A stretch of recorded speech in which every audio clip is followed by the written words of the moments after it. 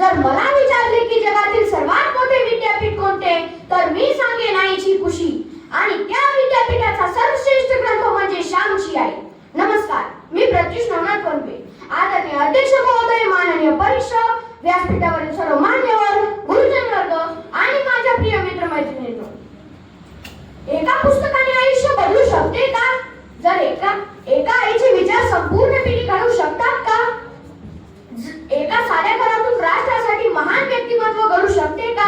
जर या तिन्ही प्रश्नांची उत्तरे होय असेल, तर त्या उत्तराचं नाव आहे श्यामची आई. मित्रांनो, आज मी तुमच्या समोर श्यामची आई या पुस्तकाचा परिचय करून देण्यासाठी उभा नाही. आज मी तुमच्यासाठी संस्काराच्या मंदिराचा दरवाजा उघडणार आहे. हे पुस्तक वाचताना मला असे वाटले की मी अक्षरे वाचत नव्हतो, मी आईचे हृदय वाचत होतो. मी कथा वाचत नव्हतो, मी जीवन जगायला शिकत होतो. हे पुस्तक म्हणजे लेखक साने गुरुजींचे बालपणाचे आत्मकथन आहे. श्याम म्हणजे स्वतः साने गुरुजी आहे. त्यांचे घर गरीब होते, पण विचाराने अत्यंत श्रीमंत होते. त्यांच्याकडे पैसा कमी होता, पण प्रेम अफाट होते. त्यांच्याकडे अन्न कमी होते, पण संस्कार अमर्याद होते. या पुस्तकाचा प्रत्येक प्रसंग हा जीवनाचा धडा आहे. कुठे आई मुलाला सत्य शिकवते, कुठे दयाळूपणा शिकवते, कुठे प्रामाणिकपणा शिकवते, तर कुठे स्वाभिमान शिकवते. आणि ती प्रत्येक वेळेस एकच सांगत असते की माणूस मोठा त्याच्या बळाने होत नाही, तर माणूस मोठा त्याच्या चारित्र्याने होतो.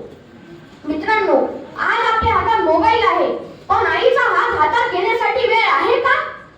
आज आपण सोशल मीडियावर हजारो मित्र जोडतो, पण आई वडिलांशी 5 मिनिटं तरी मनापासून बोलतो का? आज आपल्या घरात कित्येक तरी महागड्या वस्तू आहेत, पण प्रेम, आदर, जिव्हाळा तितकाच आहे का? हे सर्व प्रश्न मला श्यामची आई वाचताना सतत अस्वस्थ करत होते. आणि श्यामची आई वाचताना मला सर्वात जास्त भावलेली गोष्ट म्हणजे आईची शिकवण्याची पद्धत. ती ओरडत नाही, ती अपमान करत नाही, ती प्रेमाने समजावते, कारण तिला माहीत आहे भीतीने आज्ञाधारक मुले बनतात, पण प्रेमाने आदर्श माणसे घडतात. आज शिक्षणाची व्याख्या बदलली आहे. आपण गुणांच्या शर्यतीत धावतो, पण साने गुरुजी आपल्याला थांबवतात आणि विचारतात, तू किती गुण मिळवलेस? हा प्रश्न महत्त्वाचा नाही, तर तू किती चांगला माणूस झालास हा प्रश्न अधिक महत्त्वाचा आहे. आणि याच एका विचाराने हे पुस्तक इतर सर्व पुस्तकांपेक्षा वेगळे ठरते. श्यामची आई वाचून मला माझ्या आईकडे बघण्याचा दृष्टिकोन बदलला. तिने केलेले कष्ट, तिने दिलेला वेळ, तिने केलेला त्याग हे सर्व नव्याने जाणवले. आज आपण यशासाठी धडपडतो, पण श्यामची आई शिकवते यशापेक्षा मूल्य मोठी आहे, पदापेक्षा प्रामाणिकपणा मोठा आहे, संपत्तीपेक्षा संस्कार मोठे आहेत आणि आयुष्यापेक्षा आईचे ऋण मोठे आहे.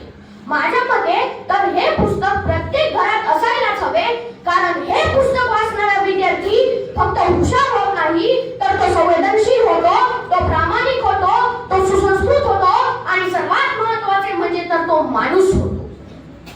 आज या व्यासपीठावरून प्रत्येक विद्यार्थ्याला एकच आवाहन करतो की एकदा तरी श्यामची आई वाचून बघा. तुमचे विचार बदलतील, तुमचे वागणे बदलेल आणि कदाचित तर तुमचे संपूर्ण आयुष्यही बदलेल. समारोप करण्यापूर्वी काही ओळी. ज्याच्या घरात आईचे संस्कार आहे, त्याला जगातली कोणतीही ताकद हरवू शकत नाही. आणि ज्याच्या मनात माणुसकी आहे तोच खरा श्रीमंत आहे. आणि ज्याने श्यामची आई समजून घेतली त्याने जीवन समजून घेतले. मित्रांनो, आज जगात तुमच्या सोबत कितीही माणसे उभे राहू द्या, पण आईसारखी निस्वार्थी सावली कुणाचीच नसते.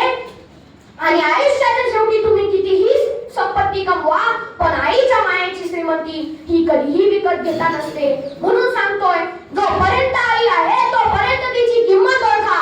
तिच्या डोळ्यात अश्रू नाही, तर आपल्या प्रेमाचे प्रतिबिंब दिसू द्या. अरे आईच्या मायेपुढे तर शब्दही अपुरे पडतात.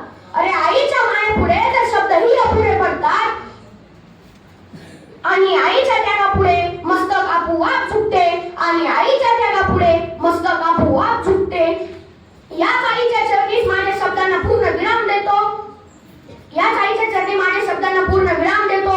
आईला मानाचा मुजरा. साने गुरुजींच्या श्यामच्या आईला मनापासून सलाम. धन्यवाद. जय हिंद, जय महाराष्ट्र.